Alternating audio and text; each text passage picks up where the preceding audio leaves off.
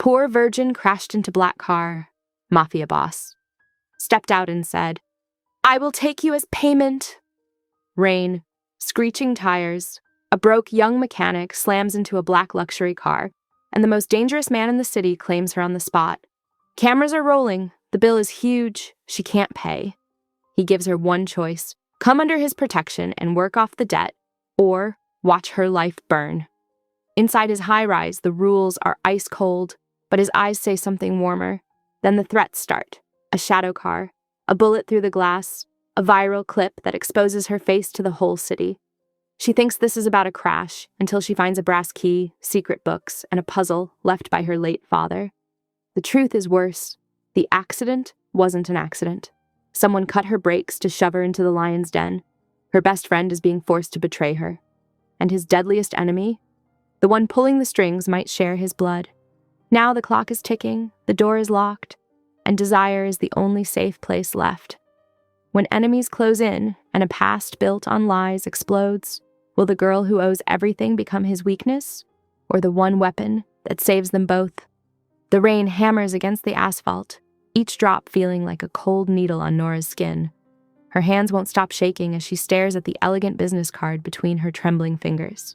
The streetlight catches its embossed surface. Mikhail Volkov, director of operations, with an address in the financial district that makes her stomach twist. A paramedic drapes an orange shock blanket over Mikhail's expensive coat, still wrapped around her shoulders. The wool carries his scent, expensive cologne mixed with something darker, like wood smoke from a winter fire. "Miss, we really need to check you out," the paramedic says, her voice gentle but firm. Nora can't tear her eyes from the intersection where both vehicles had collided. The Bentley's crushed fender probably cost more than she'd make in 5 years at the garage. Her ancient hatchback hadn't stood a chance against the luxury vehicle, its front end accordioned like a tin can. "I'm fine," she manages, but her voice cracks. The paramedic crouches beside her, shining a penlight in her eyes. "Follow the light, honey. Any dizziness? Neck pain?" The questions wash over her as Nora replays those moments in slow motion. The oil slick, the helpless slide, the crunch of metal, and that heart-stopping second when she'd looked up to see him standing there in the rain, completely unfazed, tall, broad-shouldered, with eyes like Arctic ice that had assessed her with predatory focus. "Take you as payment." The words echo in her head, making her shiver despite the blanket and coat. What did that even mean? Her mind races through possibilities, each worse than the last. A police officer approaches, notebook already out. "Ms. Quinn, we need your statement." Nora forces herself to focus, recounting the accident in mechanical detail, the speed, the conditions, the angle of impact.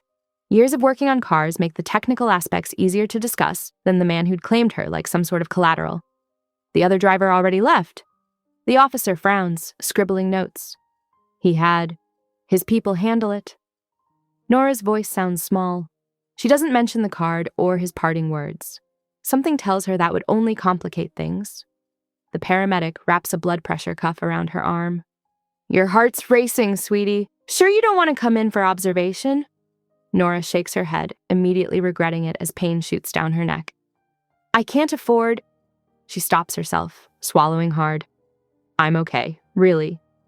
More bystander videos appear on phones around her. In the harsh glare of emergency lights, she catches fragments of whispered conversations. "That was Volkov. Bratva. Poor girl." The rain begins to ease, but the cold seeps deeper. Nora clutches the coat tighter, her fingers brushing something in the pocket. A leather-bound notebook, small enough to fit in her palm. She should return it, but curiosity wins. She angles it away from prying eyes and opens to a random page. Musical notes fill the paper, handwritten in precise notation. Margin notes in Russian and English mark tempo changes and emotional cues. This glimpse of unexpected artistry makes him more real somehow, more dangerous than if he'd been purely the criminal figure everyone's whispers paint him as. The officer clears his throat. "You're free to go, Ms. Quinn. We've got your contact information if we need anything else." He hesitates. "Be careful getting home." Nora stands on shaky legs, gathering her meager belongings. Her phone, miraculously unbroken, her waterlogged wallet, the card that feels like it's burning a hole in her pocket, the notebook she shouldn't have found. A cab pulls up. She definitely didn't call one. and the driver steps out, holding an umbrella. "Ms. Quinn, your ride home has been arranged." "Of course it has." She glances around the scene one last time, the tow trucks hauling away both vehicles, the dispersing onlookers, the emergency lights painting everything in surreal reds and blues. Tomorrow at 9 a.m., she's supposed to meet him at his office. The thought makes her pulse spike again. The cab driver opens the door, patient despite the drizzle. Nora slides into the dry interior, giving her address in a voice that almost sounds steady. As they pull away, she catches a glimpse of two men in dark suits watching from an unmarked car. The message is clear. She's already being monitored. She pulls out her phone, fingers hovering over the keypad. Who could she even call? The garage where she works is barely staying afloat. They can't help. Her father's old friends scattered after his death last year. She's alone in this, just like she's been alone since the funeral. The notebook weighs heavy in her pocket. Classical, music, written by hands that probably orchestrate violence as easily as they compose melodies. The contrast makes her head spin, or maybe that's the whiplash finally setting in. Chicago slides past the window, neon reflecting off rain-slicked streets. Her neighborhood approaches, all narrow buildings and security gates, so different from the gleaming downtown where she'll meet him tomorrow. The card's embossed letters catch the passing lights, an address that might as well be on another planet. The cab pulls up to her apartment building. Before Nora can reach for her wallet, the driver waves her off. "Already taken care of, miss." "Of course it is." She steps out into the lighter rain, still wearing his coat, still carrying his notebook, still feeling the weight of his words. "I will take you as payment." Her key trembles against the lock of her building's security door. Tomorrow she'll find out exactly what price she's expected to pay for a moment's loss of control on a rain-slick road. The emergency room's fluorescent lights made everything feel surreal. Nora sat on the edge of the hospital bed, her fingers tracing the fine wool of Mikhail's coat beside her. The borrowed scrubs scratched against her skin, her wet clothes sealed in a plastic bag nearby. "All clear," the doctor announced, flipping through her scans. "Minor whiplash, some bruising. Take it easy for a few days, but no lasting damage." Nora nodded, relief washing over her, at least until the nurse returned with a clipboard. "Mr. Volkov has arranged for all expenses," the nurse said, her voice carefully neutral. "He's waiting to speak with you in the administrative lounge when you're ready." Of course he was. Nora's stomach clenched. She'd hoped he'd simply disappeared into the night, leaving her to sort out the mess through normal channels. Insurance, payment plans, things that made sense. The administrative lounge looked more like a luxury hotel suite than a hospital waiting area. Leather chairs, artwork, soft lighting that somehow made everything feel more ominous. Mikhail stood at a window, his broad shoulders outlined against the pre-dawn darkness. He turned as she entered, his expression unreadable. "Ms. Quinn." He gestured to a chair. "Please, sit." She remained standing, clutching his coat like a shield. "I have insurance. We can handle this properly." "Your insurance lapsed 3 weeks ago." He settled into one of the chairs, entirely at ease. "Sit. We have matters to discuss."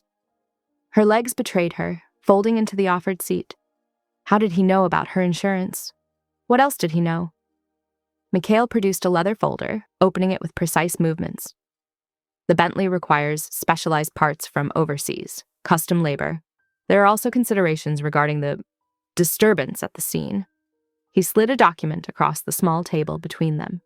Nora's hands shook as she picked up the itemized estimate. The numbers blurred.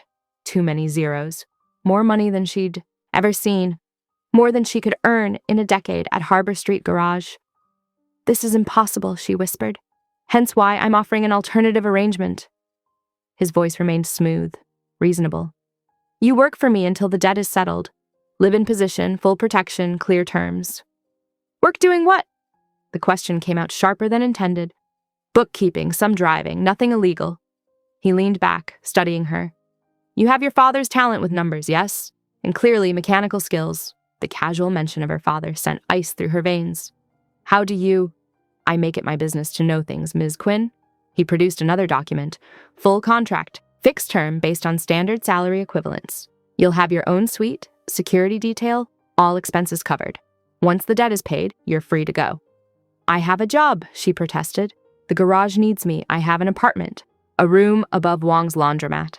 He dismissed her living situation with a wave. Harbor Street Garage is 3 months behind on their lease. They won't survive the winter. Nora stood abruptly. anger finally breaking through her fear. You don't get to just buy people. This isn't how things work. No. Something dangerous flickered in his eyes. Tell me, did you notice the dark sedan at the crash site? The one that's been following your rideshare since you left?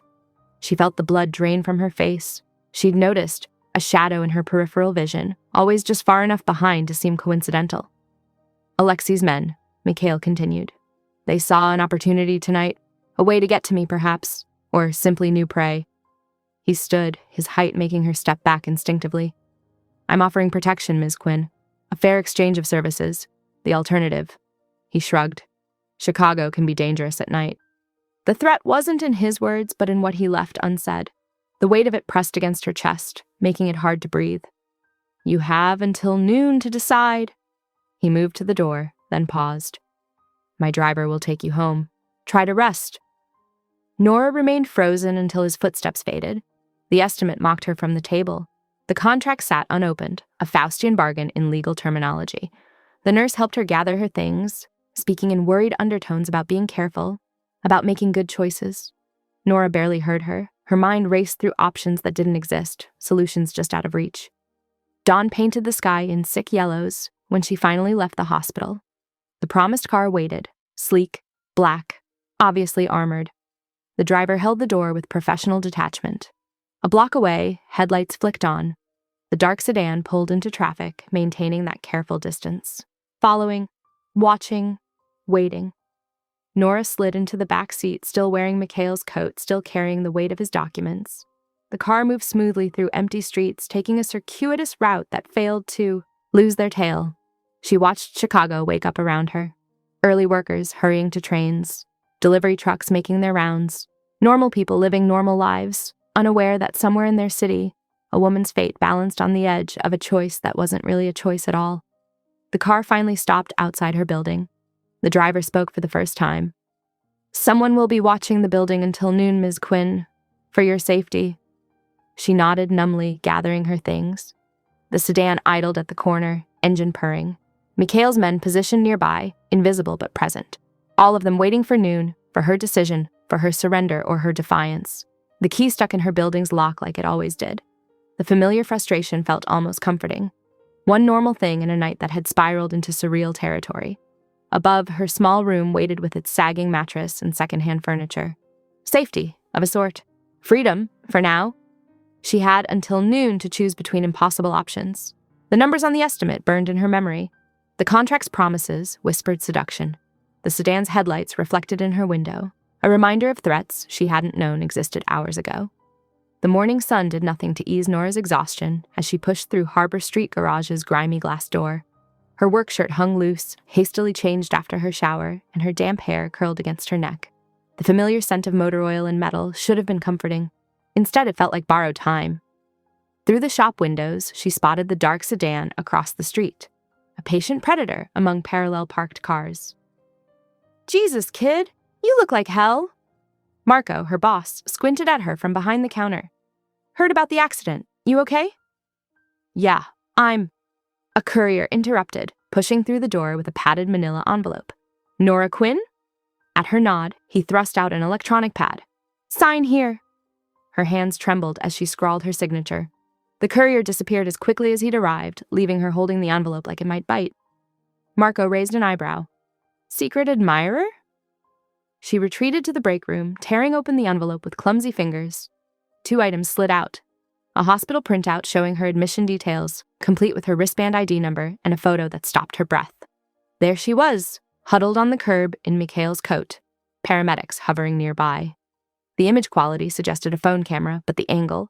Someone had been watching from above. A handwritten note accompanied the items. You're visible now. Be careful where you walk. The break room's fluorescent lights buzzed overhead as she stared at Mikhail's business card, still tucked in her wallet. Such a simple thing. Heavy cream cardstock with raised black letters. Her fingers shook as she dialed. 1 ring. 2. Then his voice, smooth as smoke. Ms. Quinn. I need... Her voice cracked. She swallowed hard.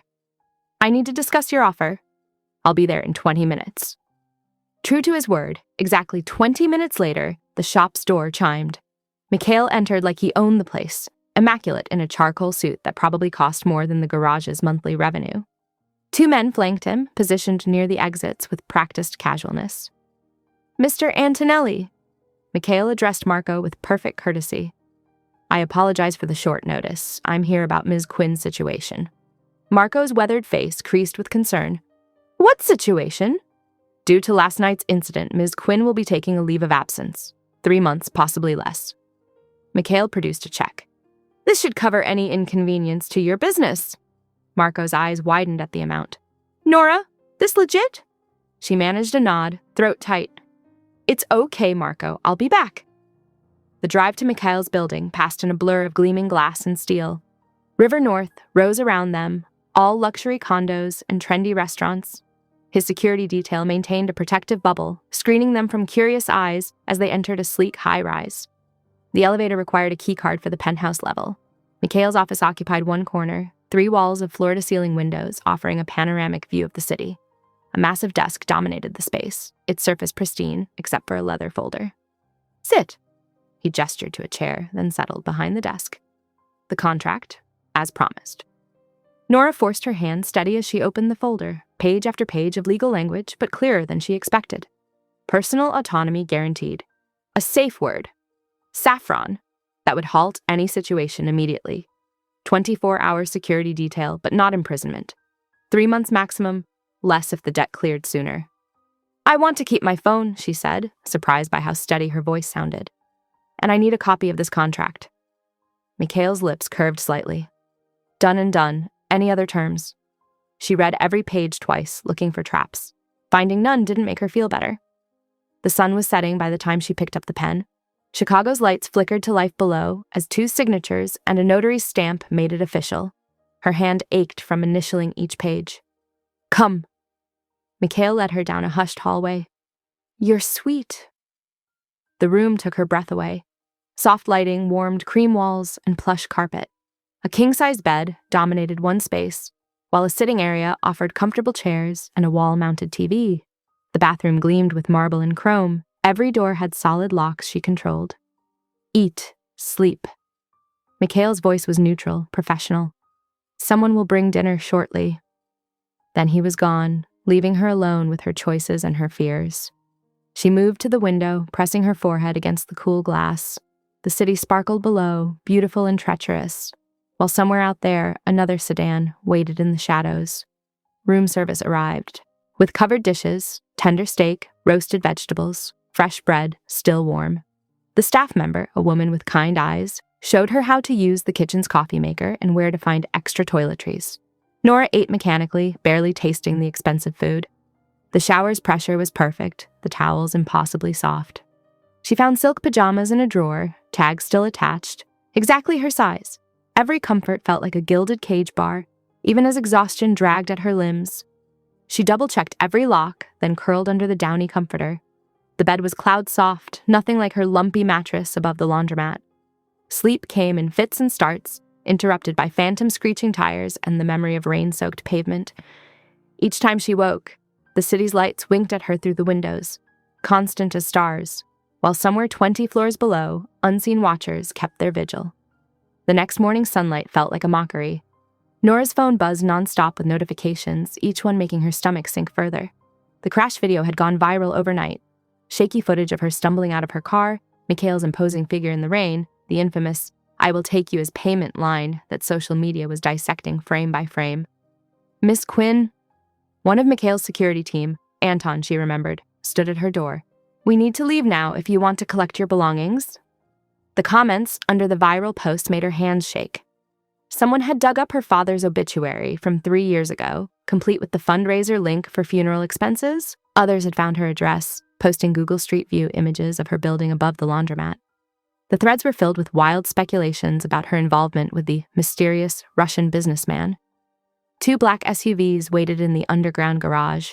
Anton opened the rear door, scanning the area as she slid in.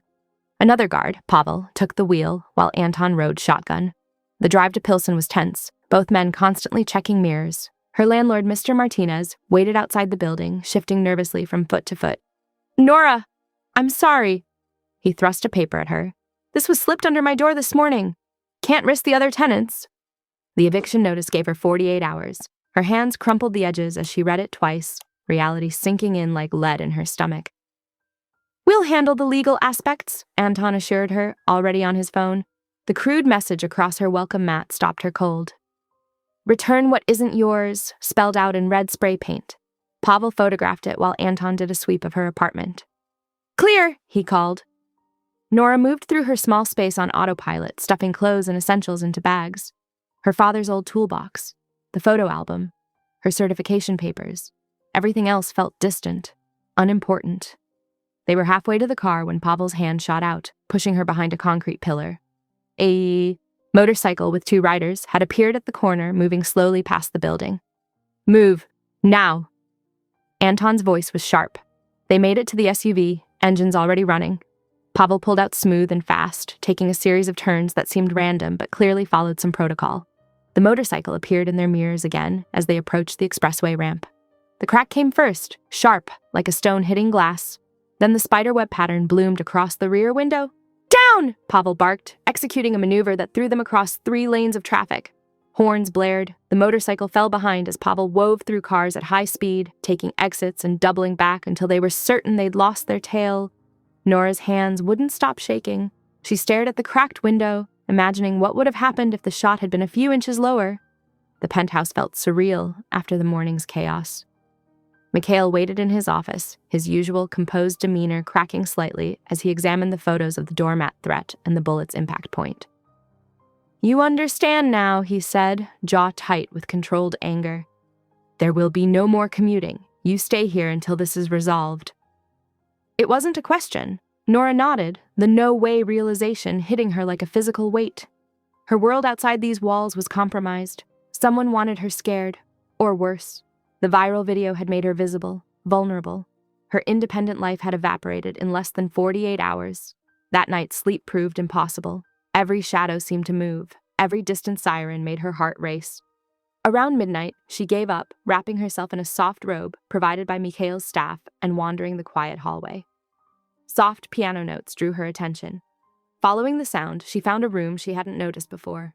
Door slightly ajar. Mikhail sat at a grand piano, his usual sharp suit replaced by a black sweater that softened his edges. His fingers moved across the keys with practiced grace, drawing out a haunting melody in minor keys that felt like a lullaby for the sleepless. He didn't look up, but his playing shifted, growing softer as if acknowledging her presence. Nora leaned against the doorframe, letting the music wash over her. For a moment, the day's horror receded. The final notes faded. Mikhail's hand stilled on the keys, but he didn't turn around. Something complicated passed between them in the silence. Understanding, perhaps, or recognition of shared sleeplessness.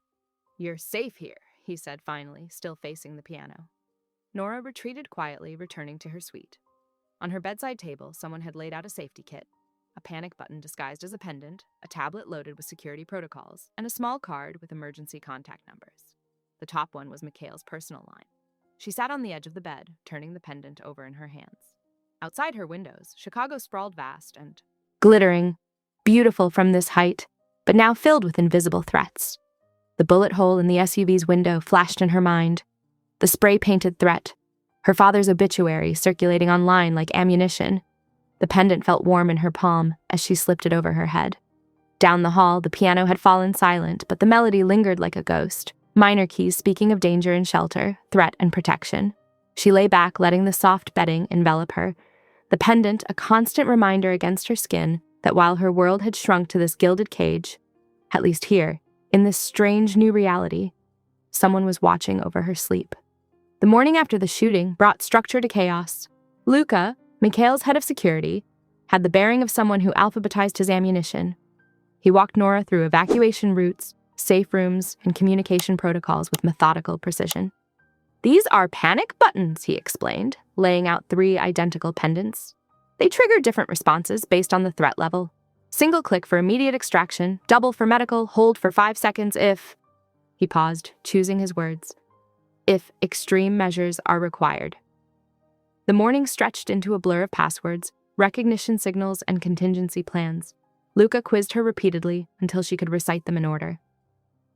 After lunch, she met Mara in a converted storage room that now served as a training space. The woman's scarred forearms and military stance spoke of hard-won experience. "I'm not teaching you to fight," Mara stated, adjusting Nora's stance. "I'm teaching you to survive long enough for us to reach you. Basic blocks, breaks from holds, how to fall without injury." Hours passed in a cycle of practice, correction, and repetition. Mara was patient but relentless, drilling basic moves until they became muscle memory. "Again," she'd say, demonstrating a wrist break. "Your body needs to react before your brain has time to panic." By late afternoon, Sergei took over for driving practice.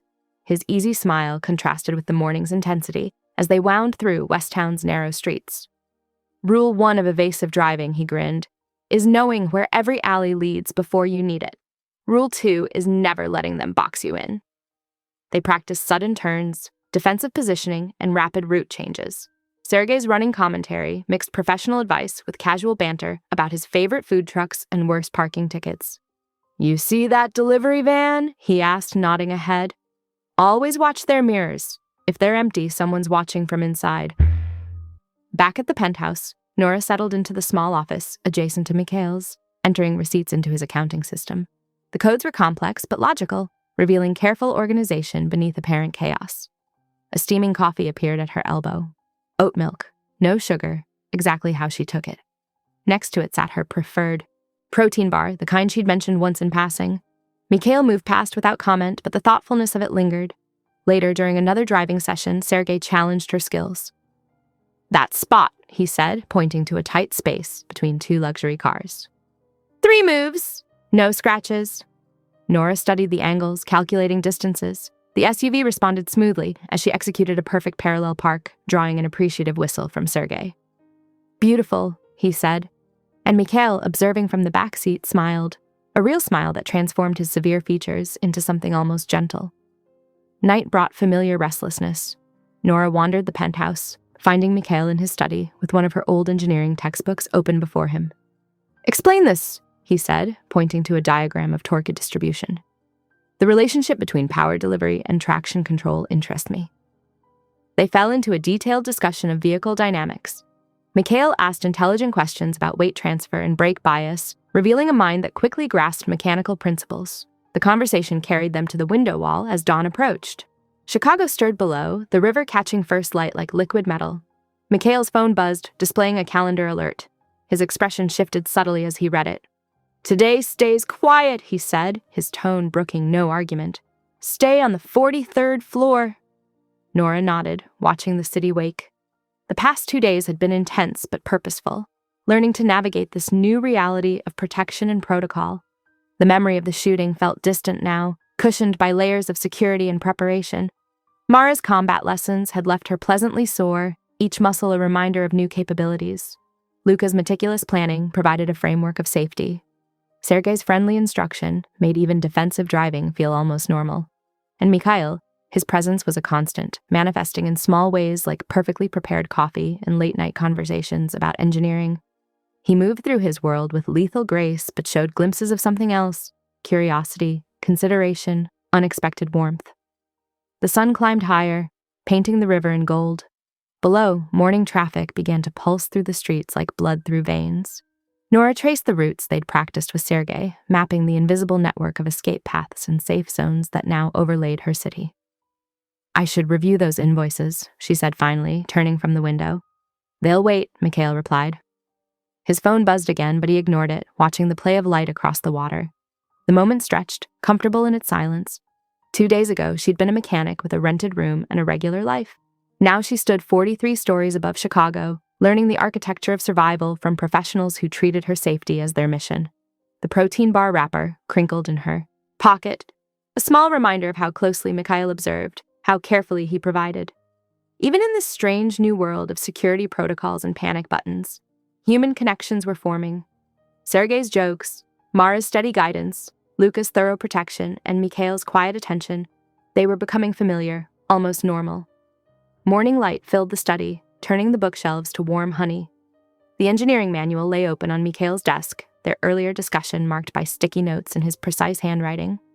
Outside, the city hummed with awakening energy, unaware of the invisible currents of power and protection flowing through its streets. Nora touched the panic button at her throat, now as familiar as jewelry.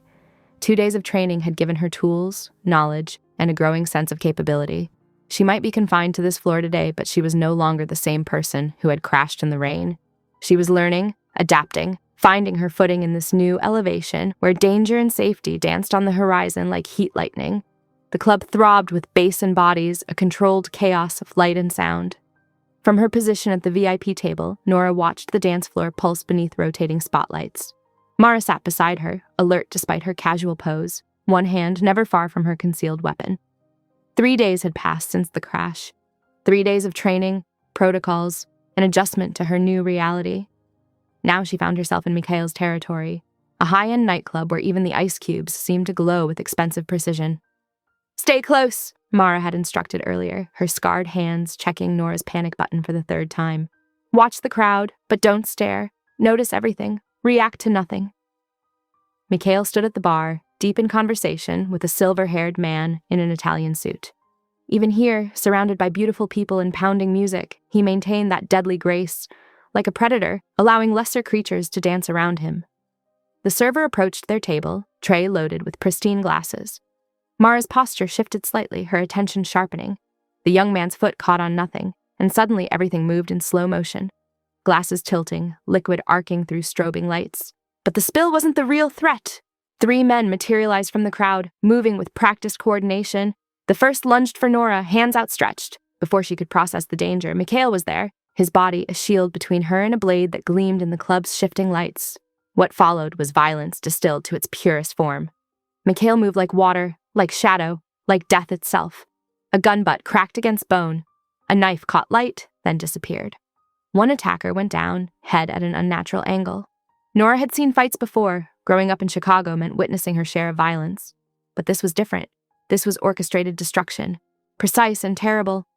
Mikhail's face showed no emotion as he eliminated the threat, his movements economical and devastating. When it ended, the music still pulsed, but the crowd had drawn back, creating an island of space around their table.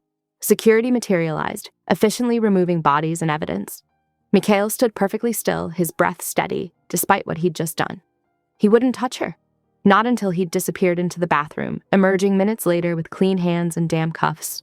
Only then did he lead her to the harsh fluorescent light of the private bathroom, checking her for injuries with clinical care. She shook, fear and adrenaline creating a cocktail that made her teeth chatter. Without a word, Mikhail removed his jacket and wrapped it around her shoulders. The fabric carried his scent. Expensive cologne, gunpowder, something uniquely him. "Clear the floor," he ordered, his voice carrying despite its softness. The club's upper level emptied in seconds, leaving them in a bubble of relative quiet. The drive back to the penthouse passed in silence. Nora watched Chicago scroll past the bulletproof windows, her mind replaying the fluid violence she'd witnessed.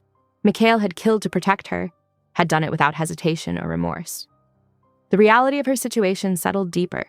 She wasn't just under his protection. She was under the protection of a man who could end lives as easily as he played piano. The penthouse hallway felt sterile after the club's chaos. Their footsteps echoed on marble as Mikhail escorted her to her suite. He stationed a guard outside her door, Victor, one of his most trusted men. Before leaving, Mikhail turned to her. His face showed the first crack in his composure. "I won't bring that to you," he said hoarsely, the words rough with something like regret. Then he was gone, off to clean up whatever mess the night had created. Nora sank to the floor inside her room, back against the door, focusing on her breathing until her hands stopped their trembling. The city sparkled beyond her windows, unchanged by the violence she'd witnessed. Her fingers found the panic button at her throat, tracing its familiar shape. The weight of Mikhail's jacket still hung from her shoulders, a reminder of how quickly he'd moved to protect her. She remembered the look in his eyes as he'd checked her for injuries, clinical but haunted, as if seeing her unmarked skin was the only thing keeping him anchored.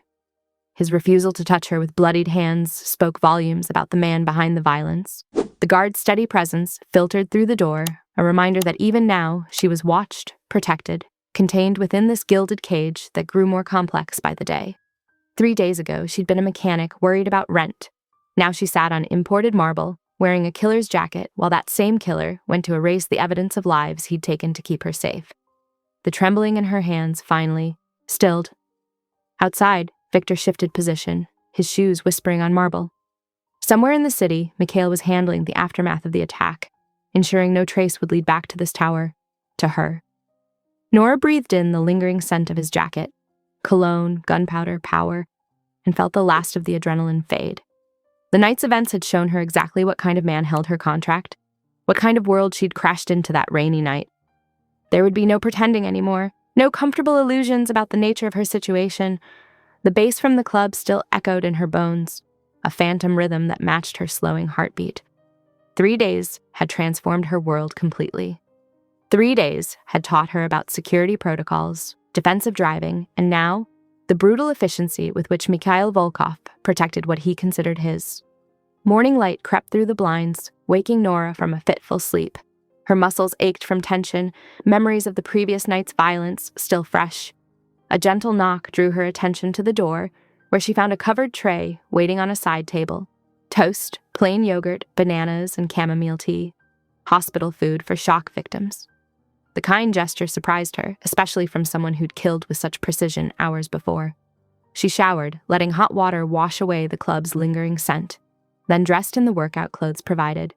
Simple black leggings and a fitted tank. The gym called to her. Physical activity might help clear her head.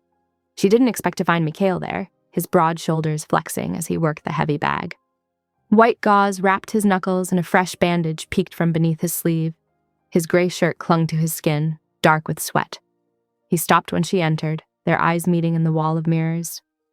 "Did you eat?" he asked, voice rough from exertion. "Yes. Thank you for the tray." He nodded, grabbing a towel to wipe his face. "How are you feeling?" "Honestly, I don't know." Nora moved to the treadmill, needing movement. "Last night was... I know." He watched her start a slow walk. "It changes things, seeing that side. Not what I expected when I crashed into your car." A ghost of a smile touched his lips. Life rarely warns us before it changes. They fell into silence, broken only by their steady breathing and the treadmill's hum. Mikhail moved to stretch, wincing slightly as he extended his arm. "Old injury?" Nora asked, noting how he favored his left side. He paused, considering her. Then he lifted his shirt, revealing a long scar that curved along his ribs. 16 years old, trusted the wrong person. "What happened?" "My father's rival had a daughter. We were close. She used that to set up an ambush." His jaw tightened. Lesson learned early. Trust must be earned, not given. Nora slowed the treadmill. "I understand trust issues. After my dad died." She swallowed hard. "He was an accountant, brilliant with numbers, heart attack at his desk 2 years ago. Left me with nothing but debt in his old textbooks." "The ones you study at night?" She smiled faintly, touched he'd noticed. "Yeah, can't afford classes, so I teach myself. Being poor means being relentless. You either fight forward or drown." Mikhail's expression softened. "You're stronger than you know." The moment stretched between them, heavy with understanding, both shaped by loss, by betrayal, by the need to survive. She saw past his dangerous exterior to someone who'd built walls for good reason. Later, in his office, Nora worked on reconciling accounts while Mikhail handled calls in Russian. The domesticity felt strange, almost illicit after witnessing his capacity for violence. Yet here he was, sharing space with her, occasionally sliding a fresh water bottle her way or asking her opinion on expense categories. Sunset painted the windows gold. Mikhail set down his phone, running a hand through his dark hair. "Enough work for today." Nora saved her files, stretching cramped shoulders. When she stood, he was closer than she expected, his presence filling her senses. "May I kiss you?" he asked quietly. Her heart stuttered. "Yes." He moved slowly, telegraphing every motion. One hand cupped her face while the other rested lightly on her waist. The kiss was gentle, careful, nothing like the brutal efficiency she'd witnessed the night before. She gripped his shoulders, solid and warm beneath her palms, as his lips moved against hers with exquisite control. When they parted, both breathing harder, his forehead rested against hers. His thumb traced her cheekbone with impossible tenderness. "We should talk about boundaries, Murakov," he murmured. "Before this goes further." Agreed. She stepped back slightly, needing clarity despite her body's protest. "And keep it private? At least for now?" "Of course." He brushed a final kiss across her knuckles. "Nothing happens without discussion first." At her door, they paused. The guard pretended not to notice their proximity or their flushed faces. Sleep well, Nora, Mikhail said softly. You too. Inside her room, she touched her lips, still tingling from his kiss. For the first time since the crash, she felt centered, whole. The violence and danger still existed, but now she understood more of the man behind it, his scars, his caution, his capacity for gentleness. She changed for bed, noting fresh flowers on her nightstand and a new novel beside them. More small gestures that revealed his attention to detail. The sheets were cool against her skin as she settled in, body relaxing into the mattress. No nightmare images played behind her eyes. No tension knotted her shoulders. Instead, she remembered the weight of his hand on her waist, the careful way he'd asked permission, how he'd matched her pace without pushing for more. The city hummed beyond her windows, a familiar lullaby now. Guard footsteps passed her door at regular intervals, a rhythm she'd grown accustomed to. In this strange new world of danger and protection, of violence and tenderness, she found herself drifting into sleep without the feeling of impending collapse. Tomorrow would bring new complications, new boundaries to navigate. But tonight, she slept deeply, safely, while somewhere in this tower, a dangerous man who kissed like a prayer worked to keep her world intact. Thunder cracked across the Chicago skyline as rain pelted the floor-to-ceiling windows. Nora sat at the kitchen island, fingers wrapped around a steaming mug of chamomile tea, while Mikhail leaned against the counter opposite her. The storm had trapped them in the penthouse, creating an intimate bubble that felt separate from the violence of their world. We should talk about last night, he said, his voice low and steady. Nora nodded, grateful for his directness. Yes, about what happens next. Your boundaries come first. He pulled out a chair and sat, maintaining enough distance to keep her comfortable. Tell me what you consent to, what's off limits. Be specific. She took a deep breath. I need control over my body. No restraints, not after... She gestured vaguely at the city below, where somewhere people still had camera footage of her accident. Understood. No restraints. His eyes were serious. The safe word stands. Saffron stops everything immediately, no questions asked. And you'll honor that, no matter what? Your consent is absolute. He placed his hand palm up on the counter between them. My word. Lightning illuminated his features as she considered his offer. I want to be able to touch you, she said finally, but I need to set the pace. Always. His fingers flexed slightly. What else? Aftercare isn't optional. She paused, gathering courage. I need to know I'm safe after being vulnerable. Non-negotiable, he agreed immediately.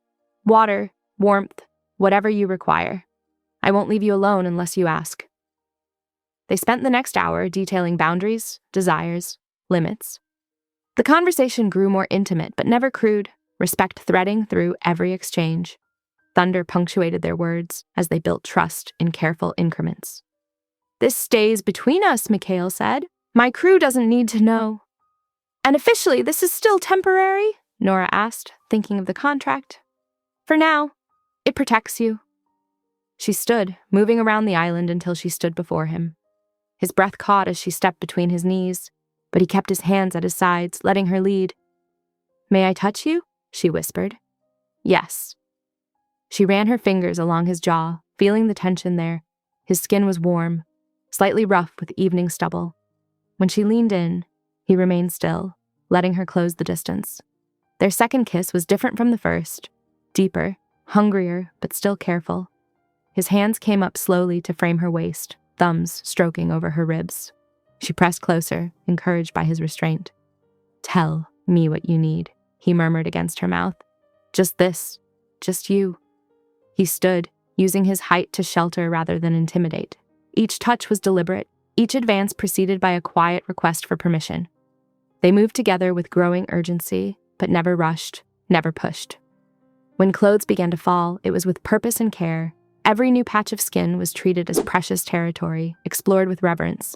He checked in constantly, reading her responses, adjusting to her cues.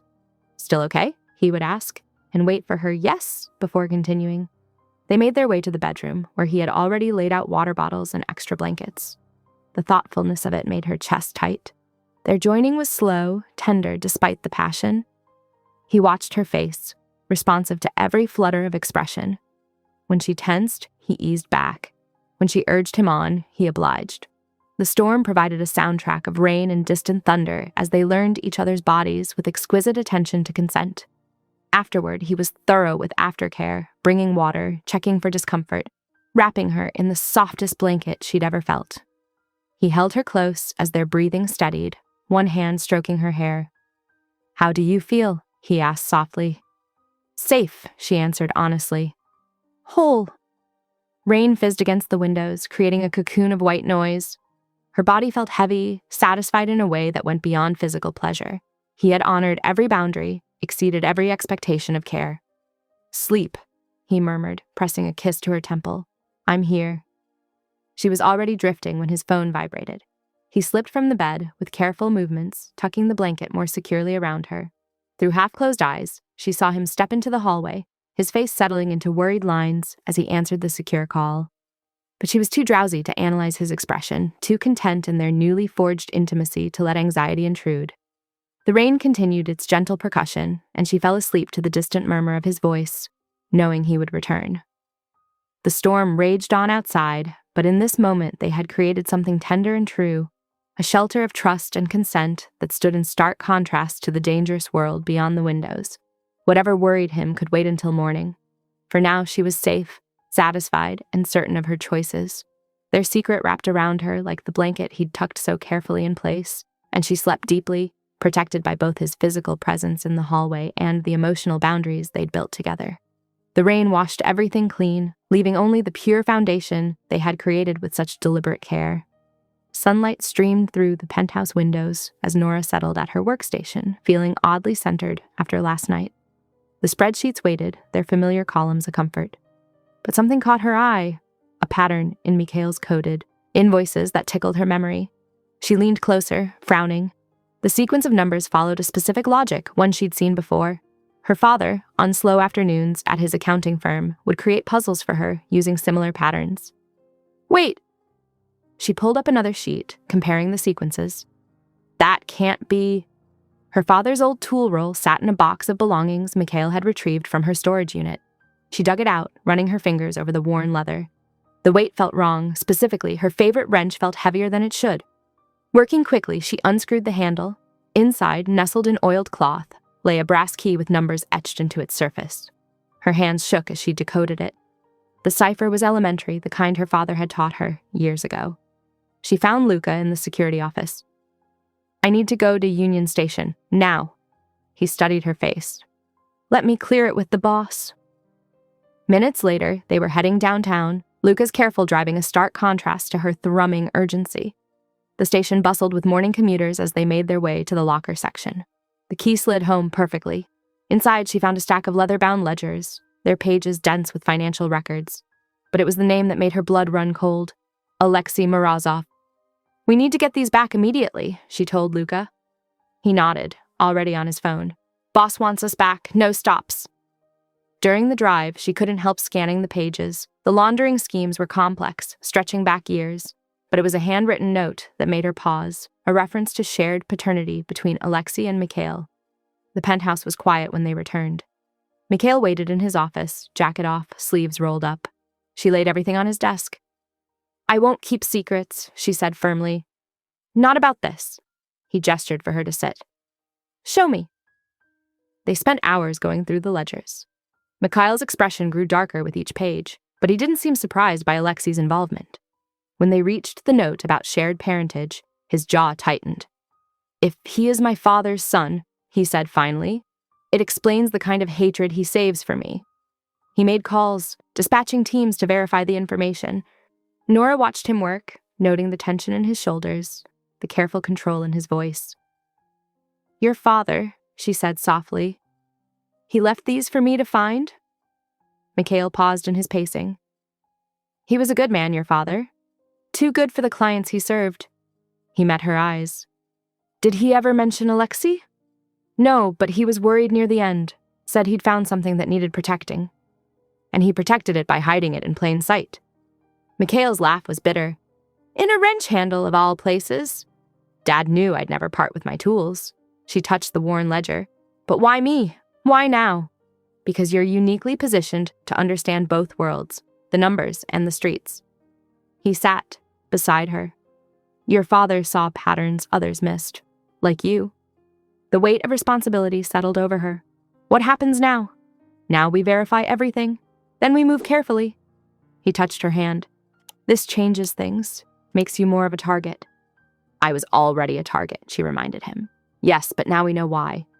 He stood, retrieving his phone. Luca, full lockdown protocol, and get me everything we have on my father's activities from 15 to 20 years ago. Nora studied the ledgers while he worked, noting accounts that tied to shell companies she'd seen in the current books. The scope was massive, suggesting years of calculated deception. He was watching us both, Mikhail said suddenly. Alexei, the crash wasn't random. You think he engineered it? To get you inside, to force my hand. His expression darkened. He's always preferred elaborate games. She thought of the viral video, the threats, the shooting. He's been testing our reactions. And now we know why. Mikhail's phone buzzed with incoming reports. Stay close today. No solo trips, even within the building. She nodded, understanding the gravity of their discovery. The ledgers represented more than financial crimes. They were a map of betrayal, of family secrets turned poisonous. Through the windows, Chicago sprawled beneath them, unknowing. Somewhere out there, Alexei was moving pieces on a board they were only beginning to see clearly. Mikhail worked steadily, coordinating teams, analyzing data. Nora returned to the invoices with fresh eyes, looking for more hidden patterns. The office hummed with focused energy as they processed their discovery. A knock announced Luca with preliminary reports. The three of them bent over maps and surveillance photos, marking locations tied to the ledger's accounts. Your father, Mikhail said softly to Nora. He chose well, hiding this where only you would find it. She touched the wrench, now empty of secrets but heavy with meaning. He taught me to look deeper, to question patterns that seemed too neat. A lesson we all need to remember. Mikhail straightened, authority settling over him like armor. Especially now. The elevator dinged at nearly midnight. Nora looked up from her laptop to see Luca's face tighten as he checked the security feed. Miss Quinn, he said, you have a visitor, Gia Martinez. Nora rushed to the monitor. There was Gia in the private lobby, mascara streaked down her face, shaking as she spoke to the desk guard. Let her up, Mikhail said from his office doorway. His tone was measured, but his eyes were sharp. After a full scan.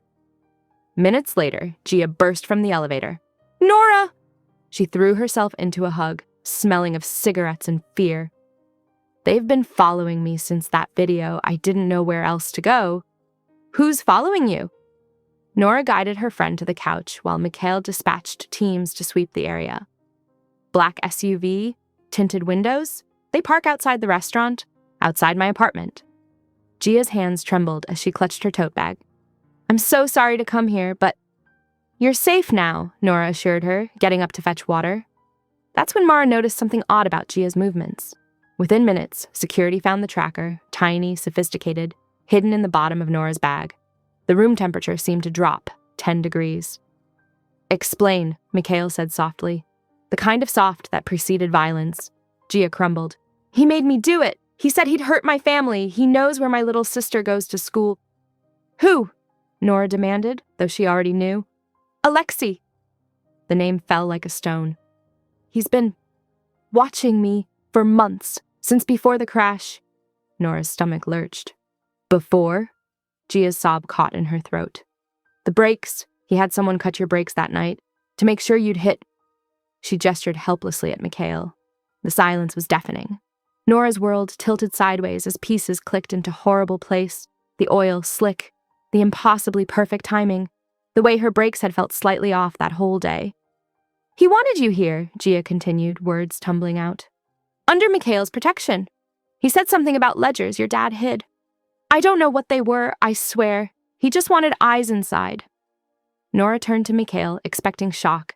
Instead, she found that marble-cold mask she hadn't seen since the night of the crash. You knew, she whispered. You suspected this wasn't an accident? His silence was answer enough. Take Ms. Martinez to the secure guest suite, he ordered Mara. Full guard rotation. Nora, I'm so sorry, Gia pleaded as they led her away. He wouldn't let me. The elevator doors closed on her tears.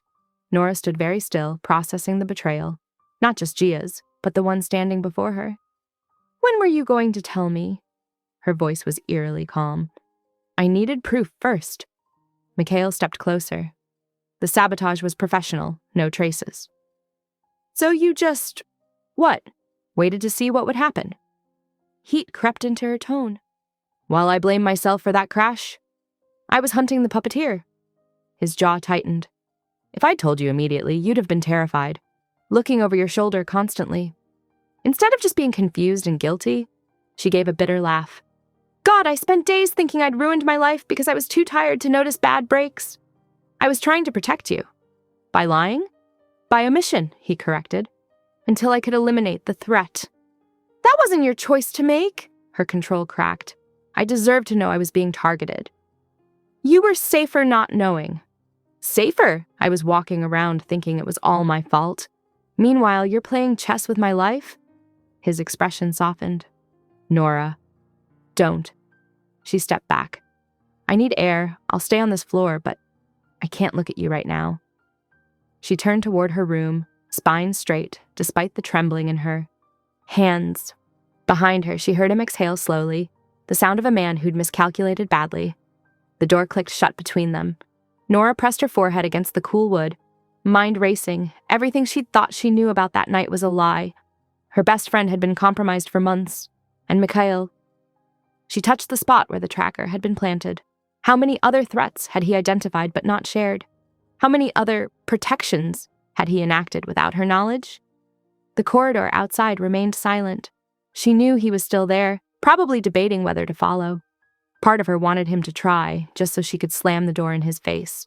Instead, she heard his measured footsteps retreat, followed by the quiet murmur of orders being given, the security machine grinding into motion, adjusting to new parameters. Nora sank onto her bed, staring at nothing. The ledgers, the crash, Gia's fear, Alexi's manipulation. It was all connected in ways she was only beginning to understand. And at the center of it all was Mikhail, playing a game so deep she couldn't see the bottom. She trusted him with her safety, maybe even with her heart. But trust, she was learning, had layers, and some of them had just been stripped raw. Nora's pen scratched against hotel stationery in the gray pre-dawn light. Her handwriting was steady despite the tremor in her chest. I'm going to talk to Gia again, then I'll be in the gym. Simple, direct. No hint of last night's anger. She slipped the note under Mikhail's office door, where she knew he'd be working already. The corridor felt longer than usual, each step weighted with unresolved tension from their argument. The guest suite door was unlocked. Wrong. The hair on Nora's neck rose. Gia? Her voice echoed in the empty room. Rumpled sheets, a water glass knocked over, and there, the window, cracked open just enough for a slim body to squeeze through. The safety latch had been disabled. Nora's phone buzzed as she reached for the panic button. A text from Gia's number lit up her screen. 43.784 N 87.6 Digrabi. Come alone or he'll hurt me. Her hands shook as she pulled up the coordinates. An abandoned textile mill on the south side. Classic trap location. She found Luca in the security office, already reviewing overnight footage. Gia's gone, probably taken. She showed him the text. I need to go. Absolutely not. His face hardened. This is textbook bait. Which is why I'm telling you instead of sneaking out. Nora held his gaze. But I'm going.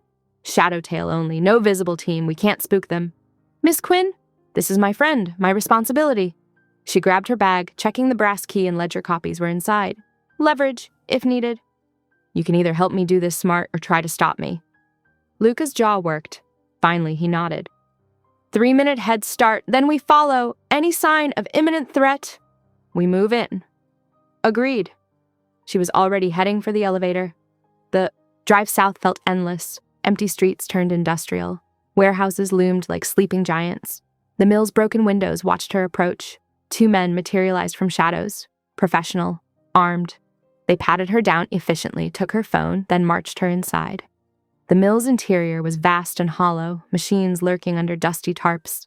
Light filtered green through filthy skylights. At the center, a man waited. Nora's breath caught. He had Mikhail's eyes, that same penetrating intensity. But where Mikhail's held banked warmth, these were cold as winter sea ice. Miss Quinn! Alexei smiled, a serpent's smile. How kind of you to join us. Where's Gia? Safe, for now. He circled her slowly. You have something I want. The ledgers, Nora kept her voice steady. Proving you're Mikhail's half-brother. Ah, so he shared that detail. Alexei's smile widened. How intimate. Though I suppose he had to, once you found Daddy's little insurance policy. A commotion outside, cars arriving. Mikhail. Her pulse jumped. Perfect timing. Alexei nodded to his men. Shall we negotiate?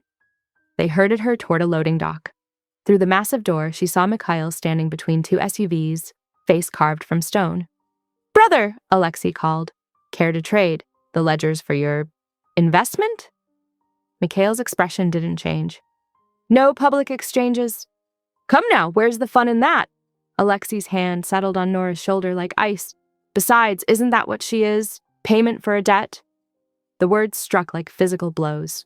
Mikhail remained impassive, and something in Nora cracked. Move her inside, Alexei ordered. Let's see how he likes a deadline. They pushed her into a dim room off the main floor. Through a narrow window slit, she watched Mikhail directing his men to different positions. No rush to save her, just cold strategy. She'd been a fool to think she was more than a chess piece. Nora forced her breathing to steady. The room was bare except for rusted machinery and decades of dust. 2 guards outside, 1 in with her. No Gia in sight. Through the window, she saw Mikhail's careful orchestration continuing. Whatever game he was playing, she couldn't count on being his priority. Time to start thinking like the mechanic she was, not the damsel she refused to be. She cataloged her surroundings with ruthless precision. Door hinges, guard positions, structural weak points, the weight of the key and ledgers in her bag. If Mikhail wasn't coming to save her, fine, she'd save herself. Her father hadn't raised her to wait for rescue. He'd taught her to solve problems, to think in systems and leverage points, to find solutions in the machinery of any situation. The guard shifted, bored. Outside, voices rose and fell in negotiation. Nora kept her face carefully blank while her mind raced through scenarios. She was a gear in this machine, yes, but gears could turn in unexpected ways, could jam the works entirely if positioned. Right. All she needed was the right moment, the right pressure point. She'd learned that much from watching Mikhail work. The irony wasn't lost on her, using his lessons to potentially save herself from his calculated gambit. But sentiment had no place here. Not anymore. She settled against the wall, body language defeated while her mind stayed sharp as a blade. Let them think she was broken. Let them underestimate her. Their mistake would be her advantage. The blackout rolled across the neighborhood like a wave of ink, streetlights dying in sequence. Inside the mill, Nora counted heartbeats in the sudden dark, knowing this wasn't ComEd's scheduled outage. Not with the way the security panels flickered and died, their backup power inexplicably failing. Her makeshift EMP device had worked exactly as planned, the garage parts singing their electronic death song through the building's ancient wiring. Footsteps scattered in the darkness. Guards shouted, their flashlight beams cutting wild arcs through the gloom. Through the window slats, Nora glimpsed shadows moving with military precision across the compound, Mikhail's team slipping through the momentarily dead fence. Here! Gia's whisper startled her. Cool metal pressed into Nora's palm, a blade, small but sharp. I'm so sorry, Nora. He said he'd just scare you, get the ledgers. But he's planning to sell you anyway, overseas. I won't let that happen. Nora squeezed her friend's hand once, forgiveness and thanks in that brief contact. Then she was moving, using the darkness she'd helped create. The blade made quick work of the zip ties on her wrists. Years of working in poorly lit garages had given her night vision most people lacked. She found the building's ancient fire control panel by touch, remembering the blueprints she'd glimpsed earlier. 2 wires crossed, a spark in the dark, and the sprinkler system groaned to life. Water rained down, adding to the chaos. Guards cursed, slipping on the wet concrete as they tried to maintain position. Shouts from outside signaled the main breach. Gunfire erupted in controlled bursts. Mikhail's people, disciplined even in chaos. Alexei's voice cut through the din, barking orders that went unheeded as his men scattered under the professional assault. A hand seized Nora's arm. She spun, blade ready, but it was Gia again. Side exits clear, go! Something exploded near the loading dock. The shockwave rattled the windows as smoke began to fill the space. Through the haze, Nora saw Alexei emerging from his office, rage twisting his features into something inhuman. He moved faster than she expected. His arm locked around her throat as he dragged her toward the courtyard. Brother, he shouted, come see what your weakness costs. Mikhail appeared through the smoke like an avenging angel, gun steady despite the chaos. Their eyes met across the space. his dark with promise, hers steady with trust. "Let her go!" Mikhail's voice was deadly, calm. "You've lost. Your own people are standing down." As if to prove his point, Nora held up her phone, showing the video she'd cued from the ledgers, proof of Alexei's theft from his own capos, streaming live to their phones. Around the courtyard, several of Alexei's men lowered their weapons. "Traitors!" Alexei's arm tightened. "You'll all—" The shot came from nowhere and everywhere. Mikhail's shoulder jerked back, blood blooming on his white shirt. But that split second of Alexei's surprise was all Nora needed. She dropped her weight, just as Mara had taught her, slipping from his grip as Mikhail closed the distance. The brothers collided in a brutal dance. Despite his wound, Mikhail moved with lethal grace, disarming Alexei in 3 precise strikes. They grappled in the smoky courtyard, a lifetime of hatred, finally finding its outlet. Alexei reached for a hidden blade. "You were always father's favorite!" The crack of Mara's rifle ended his words forever. He crumpled, eyes still burning with that final rage. Silence fell, broken only by the patter of sprinklers and distant sirens. Mikhail swayed slightly, pressing a hand to his bleeding shoulder. Nora reached him just as his knees buckled. "You knew," she said, wadding up her jacket to stem the blood flow. "About the crash. About all of it." "Yes." His voice was rough with pain and truth. "The fixer left a trail. I was closing in, but I couldn't risk tipping our hand. Couldn't risk you panicking and running where I couldn't protect you." His good hand came up to cup her face. "You were never payment, Nora. Never a debt. You were everything I didn't know I needed." She pressed harder on his wound, heart thundering. "Don't you dare bleed out on me!" His laugh was ragged against her forehead. "Wouldn't dream of it." Sirens wailed closer. Around them, Mikhail's people secured the scene with practiced efficiency. Mara coordinated with local police contacts while Luca's team gathered intelligence from Alexei's office. Gia sat with a medic, giving a statement between tears. The sprinklers finally sputtered out, leaving them all dripping in the smoky courtyard. Nora kept pressure on Mikhail's wound, her other hand laced with his, as they waited for the ambulance. Neither spoke. They didn't need to. Everything important had already been said in actions. In bullets taken, in trust given, in truth finally laid bare. Dawn was breaking over Chicago, painting the sky in shades of redemption. Whatever came next, they would face it together. Not as payment, not as debt, but as equals who had chosen each other in the dark and held on through the light. Morning light filtered through the private hospital suite's windows, casting a gentle glow over Mikhail's sleeping form. The steady beep of monitors provided a reassuring rhythm as Nora sat beside his bed, her fingers lightly entwined with his. The doctors had assured her the surgery went well. The bullet had gone clean through his. "Shoulder, missing anything vital?" Mikhail stirred, his eyes focusing on her face. "You stayed." "Of course I stayed," she squeezed his hand. "Though your security team nearly had a collective breakdown when I insisted on it." A ghost of a smile touched his lips. "They'll learn." Down the hall, Gia sat with 2 of Mikhail's lawyers, giving her formal statement. Through the partially open door, Nora could hear her friend's voice, steady, despite her obvious exhaustion, detailing Alexei's web of threats and manipulation.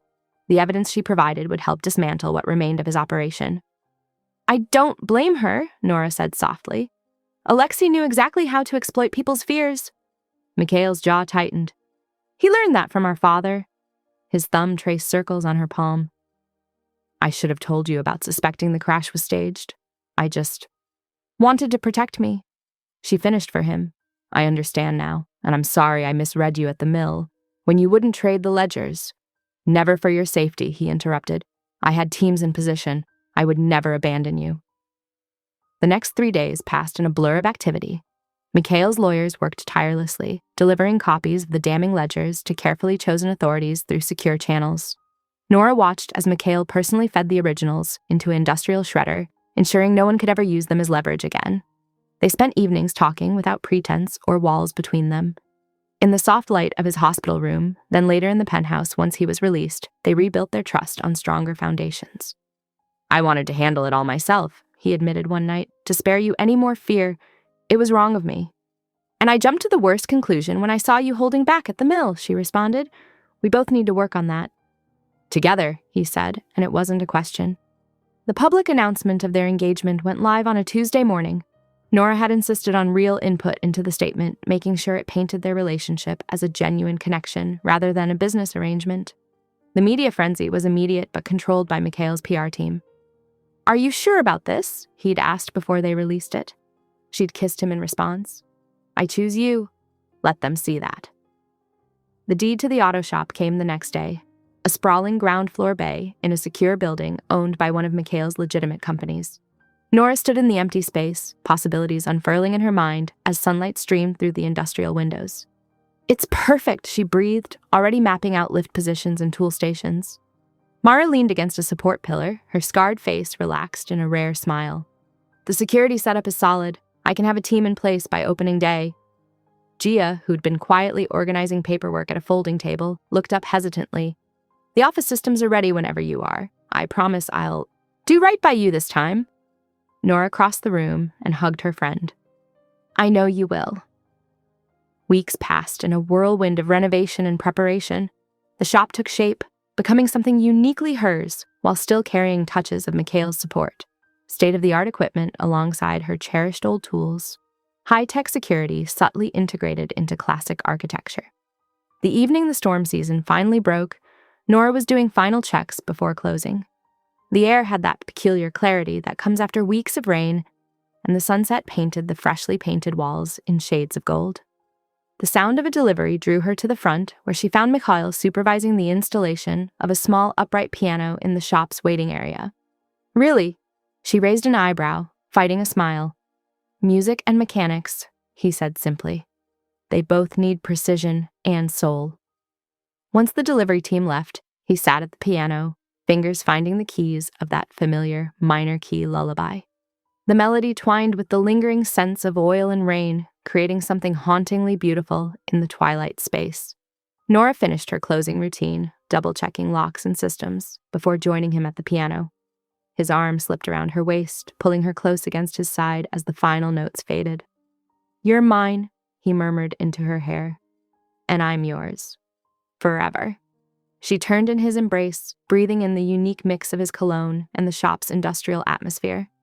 "By choice," she answered, the words carrying all their shared history of danger and devotion. Together they stepped out into the clear night. The city spread before them like a tapestry of possibilities.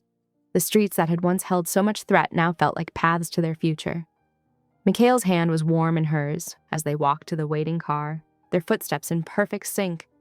The danger that had brought them together had finally gone quiet, but the devotion it had forged rang loud and clear in every shared glance, every casual touch, every moment of their chosen life together.